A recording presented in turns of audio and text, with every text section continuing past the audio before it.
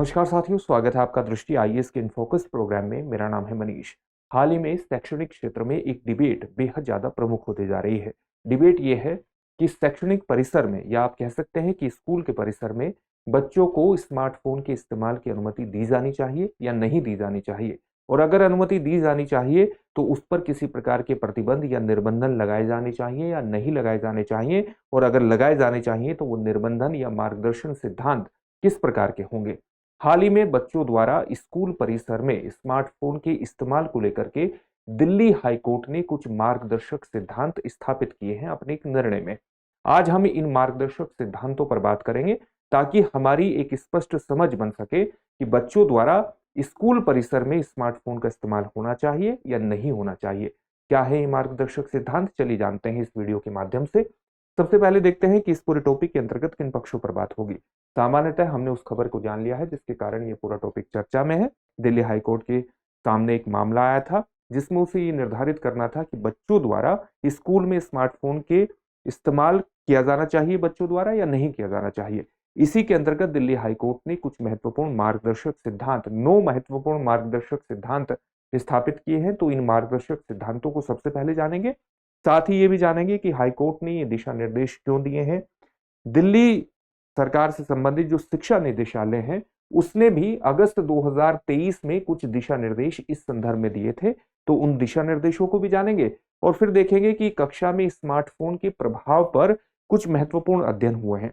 इसमें एक विशेष तौर से महत्वपूर्ण अध्ययन है यूनेस्को द्वारा, जो कि यूनाइटेड नेशंस की एक महत्वपूर्ण बॉडी है। तो वो अध्ययन क्या है, वो रिसर्च क्या है, उस पर भी एक प्रकाश डालने का प्रयास करेंगे। और अंत में आपके लिए एक अभ्यास प्रश्न होगा जिसका उत्तर आपको कमेंट बॉक्स में कमेंट करके देना होगा। जो पूरा विषय है यूपीएससी की मुख्य परीक्षा के सामान्य अध्ययन प्रश्न पत्र 2 से मुख्यतः आप इसे जोड़ सकते हैं, क्योंकि यह हाईकोर्ट के निर्णय से भी जुड़ जाएगा। और साथ ही स्कूल प्रशासन, या आप कह सकते हैं सामान्यतः गवर्नेंस संबंधी खंड से भी आप इसे जोड़ सकते हैं। सामाजिक विषयों से भी आप इसको जोड़ करके देख सकते हैं। और अगर आप सामाजिक विषयों से जुड़ेंगे तो प्रश्न पत्र 4 से भी आप इसको जोड़ करके देख सकते हैं। ये आपसे जो नैतिकता संबंधित प्रश्न पत्र है, प्रश्न पत्र 4, वहां पर भी इसको घुमा करके किसी प्रकार से पूछा जा सकता है। इन मार्गदर्शक सिद्धांतों को प्रश्न पत्र 4 के हिसाब से भी जानना आपके लिए महत्वपूर्ण है। हम अपने प्रोग्राम में आगे बढ़े उससे पहले आप हमारे चैनल को सब्सक्राइब जरूर करिए, बेल आइकन दबाइए ताकि सभी प्रोग्राम का नोटिफिकेशन आपको मिल जाए। इन प्रोग्राम से आप जुड़ें, इनका लाभ उठाएं। साथ ही इन सभी प्रोग्राम की पीडीएफ फाइल आपको इनफोकस दृष्टि आईएएस के टेलीग्राम चैनल पर उपलब्ध कराई जा रही है। डिस्क्रिप्शन में दिए गए लिंक पर जाकर आप पीडीएफ फाइल डाउनलोड कर सकते हैं। अब दिल्ली हाईकोर्ट के उन 9 मार्गदर्शक सिद्धांतों को देखते हैं जो कि स्कूल परिसर में बच्चों के द्वारा स्मार्टफोन के इस्तेमाल से संबंधित है। किसके मार्गदर्शक सिद्धांत है? हाईकोर्ट के। किस हाईकोर्ट के? दिल्ली हाईकोर्ट के। ये क्या कहती है दिल्ली हाईकोर्ट? दिल्ली हाईकोर्ट का कहना यह है कि स्मार्टफोन को कुल मिलाकर के स्कूल परिसर में प्रतिबंधित नहीं किया जाना चाहिए, बल्कि उनके उपयोग को रेगुलेटेड किया जाना चाहिए, विनियमित किया जाना चाहिए। नियंत्रित की जगह विनियमित, रेगुलेशन शब्द का यूज हुआ है, यानी उसके उपयोग को विनियमित किया जाना चाहिए और उस पर निगरानी रखी जानी चाहिए, उसका एक प्रकार से सर्वेलेंस करना चाहिए, मॉनिटरिंग करनी चाहिए। ये कहना चाहिए कि रेगुलेटेड किया जाना चाहिए और उसकी मॉनिटरिंग की जानी चाहिए ताकि बच्चे स्मार्टफोन का दुरुपयोग न कर पाए। साथ ही जब बच्चे स्कूल आते हैं तो स्मार्टफोन उनसे ले लिया जाना चाहिए ताकि उसके दुरुपयोग को बढ़ावा ना मिले।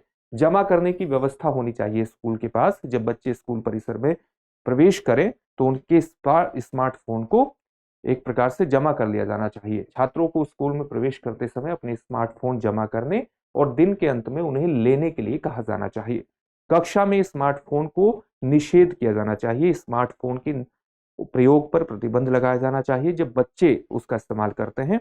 और विशेष तौर से जो शिक्षक हैं उनको भी ये कहा जाना चाहिए कि वो क्लास में स्मार्टफोन के उपयोग से बचें। ये बात हाईकोर्ट ने कही है। तो स्मार्टफोन के उपयोग को कक्षा में, शैक्षणिक क्षेत्र, या आप कह सकते हैं कक्षा के शिक्षण, उसके अनुशासन, उसके डिसिप्लिन या शैक्षणिक माहौल में विघ्न नहीं डालना चाहिए। और इसके लिए जरूरी है कि कक्षा में स्मार्टफोन के उपयोग पर एक निषेध होना चाहिए। स्मार्टफोन के नैतिक उपयोग पर शिक्षा भी दी जानी चाहिए, यानी छात्रों को स्मार्टफोन के नकारात्मक प्रभावों के बारे में लगातार शिक्षित किया जाना चाहिए, जैसे कि नकारात्मक प्रभाव स्मार्टफोन के क्या होते हैं? ऐसा हो सकता है कि वो छात्रों में एक प्रकार का स्ट्रेस उत्पन्न करे, उनके ध्यान लगाने की जो क्षमता है उसमें कमी लाए। इसी प्रकार से स्मार्टफोन जैसी चीजें साइबर अपराध को भी बढ़ावा दे सकती हैं, साइबर बुलिंग का भी कारण बन सकती है। तो बच्चों को इन सभी नकारात्मक प्रभावों के बारे में शिक्षित किया जाना चाहिए। ये जरूरी है कि स्मार्टफोन के कुछ नकारात्मक प्रभाव भी हो सकते हैं। तो 4 सिद्धांतों के बारे में हमने जान लिया, साथ ही स्मार्टफोन के उद्देश्य के बारे में भी कुछ बातें कही हैं। दिल्ली हाईकोर्ट ने अपने मार्गदर्शक सिद्धांतों में स्मार्टफोन का उपयोग केवल सुरक्षा और समन्वय के लिए किया जाना चाहिए, न कि मनोरंजन के लिए। ये दिल्ली हाईकोर्ट का सीधे तौर पर कहना है कि स्मार्टफोन का उपयोग मनोरंजन के लिए नहीं किया जाना चाहिए, बल्कि सुरक्षा को सुनिश्चित करने और साथ ही कोऑर्डिनेशन एस्टेब्लिश करने, समन्वय को स्थापित करने के अंतर्गत किया जाना चाहिए। साथ ही अगर इस संबंध में स्कूल परिसर में बच्चों द्वारा स्मार्टफोन के इस्तेमाल को लेकर के किसी भी प्रकार की नीति का निर्माण होता है, तो उस नीति में शिक्षकों से, विशेषज्ञों से और माता पिता से परामर्श किया जाना चाहिए और तभी नीति का निर्माण होना चाहिए। साथ ही इस तरह की नीति में एक लचीलापन होना चाहिए, एक फ्लेक्सिबिलिटी होनी चाहिए। स्कूलों को अपनी विशेष आवश्यकताओं के अनुसार अपनी विशिष्ट नीतियां यानी अद्वितीय नीतियां लागू करने का भी अधिकार होना चाहिए। अलग अलग स्कूलों की अलग अलग स्थिति होती है, अलग अलग आवश्यकताएं होती हैं, तो उस आधार पर उनको अपनी नीति निर्धारण की एक अनुमति भी प्रदान की जानी चाहिए। इसके अलावा नीतियां पारदर्शी होनी चाहिए, ट्रांसपेरेंट होनी चाहिए और छात्रों के लिए न्याय संगत दंड की भी व्यवस्था होनी चाहिए। न्याय संगत दंड में इस प्रकार की चीजें आज लागू हो सकती हैं, जैसे छात्रों से स्मार्टफोन की अस्थायी तौर पर जब्ती की जा सकती है, अस्थायी तौर पर उनसे स्मार्टफोन को लिया जा सकता है और इस प्रकार से छात्रों के प्रति अत्यधिक कठोर हुए बिना ऐसी नीति को लागू किया जा सकता है जो उनमें एक सही चीज को विकसित करने के अंतर्गत महत्वपूर्ण है। इसी प्रकार से स्मार्टफोन नीतियों को नियमित रूप से, स्मार्टफोन जो नीतियां बनाई जाती हैं उनको नियमित रूप से समीक्षा उनकी की जानी चाहिए, उनको अपडेट भी लगातार करता रहना चाहिए, उनको अद्यतन भी करते रहना चाहिए, ताकि उभरती हुई चुनौतियों का समाधान इस प्रकार की नीतियां कर सके और बच्चों का सर्वोत्तम रूप से फायदा हो सके, बच्चों को ठीक तरीके से समझाया जा सके कि उनको कहां पर स्मार्टफोन का इस्तेमाल करना चाहिए, कहां पर स्मार्टफोन का इस्तेमाल नहीं करना चाहिए। स्मार्टफोन जरूरी कई मामलों में इसलिए भी हो जाता है क्योंकि कई बार छात्रों के बीच और उनके माता पिता के बीच एक समन्वय स्थापित करने में वो मदद करता है और छात्रों की सुरक्षा जैसे बेनिफिट भी प्रदान करता है। इसलिए पूरी तरह से प्रतिबंध सही नहीं है। तो ये मार्गदर्शक सिद्धांत है। अब हम देखेंगे डिपार्टमेंट ऑफ एजुकेशन का क्या कहना है, लेकिन उससे पहले आपके लिए एक महत्वपूर्ण सूचना है। सूचना यह है कि इस बार होली के अवसर पर दृष्टि संस्थान आपके लिए एक विशिष्ट उपहार लेकर के आया है। विशिष्ट उपहार क्या है? विशिष्ट उपहार यह है कि ISGS ऑनलाइन फाउंडेशन कोर्स आपको उपलब्ध कराया जा रहा है पूरे 60% कम कीमत पर। 60% कम कीमत पर यानी केवल 40,000 रुपए में आपको ये उपलब्ध कराया जा रहा है और इसकी सभी क्लासेस आप एक बार में ही पा सकते हैं। ये कोर्स IAS 2026 और IAS 2027 के लिए विशेष रूप से डिजाइन किया गया है। हिंदी और अंग्रेजी दोनों माध्यम में आपके लिए उपलब्ध होगा और दृष्टि लर्निंग ऐप के माध्यम से आप ISGS ऑनलाइन फाउंडेशन इस कोर्स को हासिल कर सकते हैं 60% कम कीमत पर। ये once in a lifetime opportunity है और इस अपॉर्चुनिटी का लाभ उठाने के लिए आप तुरंत डाउनलोड कीजिए दृष्टि लर्निंग ऐप, या आप हमें एक नंबर पर कॉल भी कर सकते हैं। उस नंबर पर आपकी सभी समस्याओं का समाधान किया जाएगा और इस कोर्स का लाभ आप आसानी से उठा सकते हैं। नंबर क्या है? नंबर है 87501। नंबर क्या है? 87501। इस नंबर को नोट कर लीजिएगा। इस नंबर के माध्यम से आप इस सुविधा का लाभ उठा सकते हैं। दृष्टि लर्निंग ऐप को डाउनलोड कीजिए या आप डिस्क्रिप्शन में दिए गए लिंक पर जाकर भी इस सुविधा का लाभ उठा सकते हैं और इस once in lifetime opportunity का लाभ उठा करके सफलता की दिशा में आगे बढ़ सकते हैं। अब हम अपने टॉपिक की तरफ बढ़ते हैं और देखते हैं कि हाईकोर्ट ने ये दिशा निर्देश क्यों दिए हैं। हाईकोर्ट के पास एक मामला आया था जिसमें एक नाबालिग छात्र को स्कूल में स्मार्टफोन का दुरुपयोग करने पर दंडित किया गया था। इसके बाद छात्र और वो स्कूल दोनों ही दिल्ली हाई कोर्ट गए थे और दिल्ली हाई कोर्ट से ये गुहार की थी कि वो इस मामले में यानी छात्रों के द्वारा स्कूल परिसर में स्मार्टफोन के इस्तेमाल को लेकर के स्पष्ट दिशा निर्देश स्थापित करें। हालांकि इस बारे में दिल्ली सरकार का या आप कह सकते हैं कि दिल्ली राष्ट्रीय राजधानी क्षेत्र का जो शिक्षा निदेशालय है उसने मोबाइल फोन के उपयोग के बारे में व्यापक दिशा निर्देश दिए हुए हैं। अगस्त 2023 के दिशा निर्देश हैं, लेकिन अदालत ने इन दिशा निर्देशों को अपर्याप्त माना और एक संतुलित दृष्टिकोण स्कूल परिसर में स्मार्टफोन को लेकर के स्थापित करने की आवश्यकता पर जोर दिया। एक ऐसा संतुलित दृष्टिकोण जो छात्रों को स्मार्टफोन के दुरुपयोग से भी बचाए और जो स्मार्टफोन के लाभ हो सकते हैं उन लाभों से भी बच्चों को, छात्रों को वंचित न करें। अदालत ने जोर देकर के कहा कि पूर्ण प्रतिबंध यानी स्मार्टफोन के इस्तेमाल पर पूर्ण प्रतिबंध अवांछनीय है, अनडिजायरेबल है और अव्यवहारिक भी है। व्यावहारिक भी नहीं है, क्योंकि स्मार्टफोन के छात्रों और माता पिता के बीच समन्वय के लिए कुछ महत्वपूर्ण सुरक्षात्मक लाभ हो सकते हैं।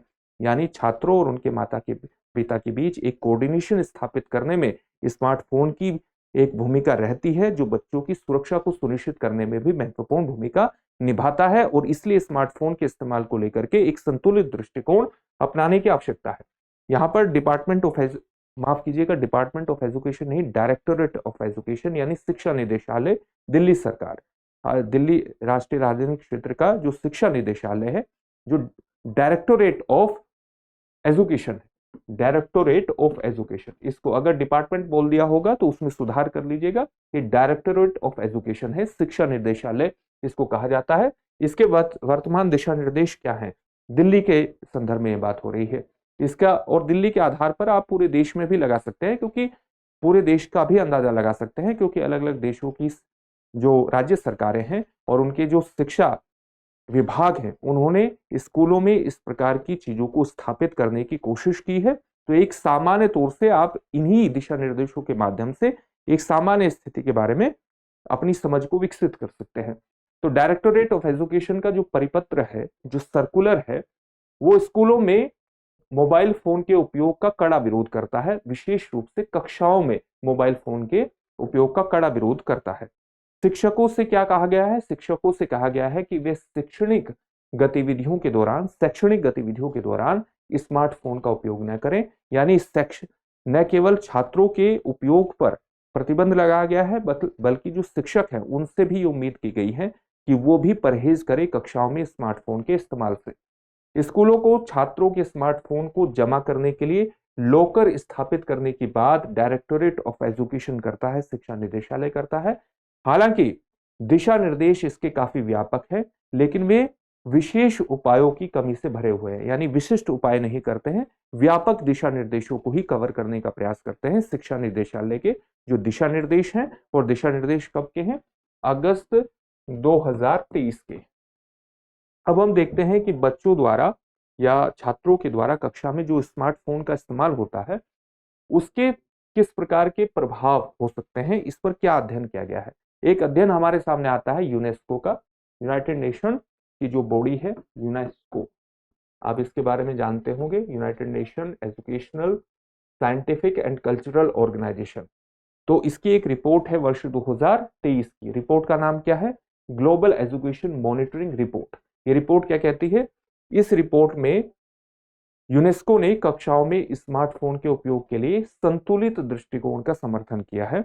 यानी जहां पर बच्चों को फायदा होना चाहिए वहां पर फायदा पहुंचाया जाना चाहिए, और जहां पर दुरुपयोग हो सकता है वहां पर कुछ प्रतिबंध, दिशा निर्देश या मार्गदर्शक सिद्धांत स्थापित किए जाने चाहिए, वहां पर कुछ विनियमन भी जरूरी है। अनुसंधान, इस रिपोर्ट में जो अनुसंधान किया गया, जो रिसर्च की गई, उसमें यह पाया गया कि स्मार्टफोन अक्सर बच्चों को शैक्षणिक कार्यों से विकर्षित करते हैं, यानी डिस्ट्रैक्ट करते हैं, और उनकी जानकारी को याद रखने, यानी उनके पास जो इंफॉर्मेशन आती है उस इंफॉर्मेशन को याद रखने और समझने की उनकी क्षमता को प्रभावित करते हैं, नकारात्मक रूप से प्रभावित करते हैं। अगर बच्चे स्मार्टफोन का इस्तेमाल करते हैं तो वो बच्चों के सामने जो भी जानकारी आती है, जो वो पढ़ाई कर रहे हैं, उस जानकारी को ठीक तरीके से ग्रैब करने, उसको याद रखने और अब उनकी समझने की क्षमता को नकारात्मक रूप से प्रभावित करते हैं। रिपोर्ट ये भी कहती है कि जो आईसीटी का उपयोग है यानी इंफॉर्मेशन एंड कम्युनिकेशन टेक्नोलॉजी का जो उपयोग है वो कक्षाओं में छात्रों की पढ़ाई, गणित और विज्ञान में उनके शैक्षणिक प्रदर्शन पर सकारात्मक प्रभाव डालता है, लेकिन केवल एक निश्चित सीमा तक ही सकारात्मक प्रभाव रहता है। इसके बाद अगर बच्चे स्मार्टफोन का अत्यधिक इस्तेमाल करते हैं तो उनके शैक्षणिक लाभ में धीरे धीरे कमी भी आती जाती है। इसलिए जब हम बच्चों के द्वारा स्कूल परिसर में या कक्षाओं में स्मार्टफोन के इस्तेमाल की बात करते हैं तो वहां पर एक संतुलित दृष्टिकोण को अपनाए जाने की आवश्यकता है। बच्चों को जहां स्मार्टफोन से लाभ होता है वहां पर उनको अनुमति प्रदान की जानी चाहिए, और जहां बच्चे उसका अत्यधिक इस्तेमाल करते हैं, दुरुपयोग की तरफ बढ़ते हैं, वहां पर कुछ निर्बंधन लगाना भी महत्वपूर्ण हो जाता है। अब हम इस टॉपिक से संबंधित एक प्रश्न देख लेते हैं, लेकिन उससे पहले आपके लिए एक महत्वपूर्ण सूचना है। और सूचना क्या है? सूचना दृष्टि संस्थान के विशिष्ट उपहार से जुड़ी हुई है। होली के अवसर पर एक विशिष्ट उपहार दृष्टि संस्थान का आप जान चुके हैं। एक और उपहार है। उपहार क्या है कि दृष्टि लर्निंग ऐप पर उपलब्ध हमारे सभी ऑनलाइन कोर्सेज पर आप 5 से 12 मार्च तक 60% का डिस्काउंट पा सकते हैं। हमने अभी जो IAS GS online foundation course की बात की थी, वो छूट भी आपके लिए 5 से 12 मार्च तक रहेगी। तो 5 से 12 मार्च तक उस छूट का आप लाभ उठा सकते हैं, जहां पर आपको 60% की छूट प्रदान की जाएगी और एक बार में ही आप सारा कोर्स पा सकते हैं। इसी प्रकार से दृष्टि लर्निंग ऐप पर उपलब्ध हमारे सभी ऑनलाइन कोर्स पर आपको 5 से 12 मार्च तक 60% का डिस्काउंट दिया जा रहा है। साथ ही सभी बुक्स और टेस्ट सीरीज पर आपको मिलेगी 40% की छूट। छूट कब से कब तक रहने वाली है? 5 से 12 मार्च तक रहने वाली है। इस छूट का लाभ उठाने के लिए तुरंत डाउनलोड कीजिए दृष्टि लर्निंग ऐप, और साथ ही आप हमें 8750187501 पर कॉल कर सकते हैं। इस कॉल के माध्यम से आपकी सभी शिकायतों का, या आप कह सकते हैं कि आपकी जो भी क्वेरीज हैं उनका समाधान किया जाएगा और आप इस छूट का लाभ आसानी से उठा सकते हैं। इसके अलावा डिस्क्रिप्शन में दिए गए लिंक पर जाकर भी आप इस छूट का लाभ उठा सकते हैं। डिस्क्रिप्शन में दिए गए लिंक पर क्लिक करके इस सुविधा का लाभ उठाइए, या आप हमें कॉल कीजिए और साथ ही डाउनलोड कीजिए दृष्टि लर्निंग ऐप, और इस once in a lifetime opportunity का हिस्सा जरूर बनिए, क्योंकि आपको सफलता की दिशा में आगे ले जाएगी। अब आज के टॉपिक से संबंधित एक प्रश्न देख लेते हैं। प्रश्न क्या है?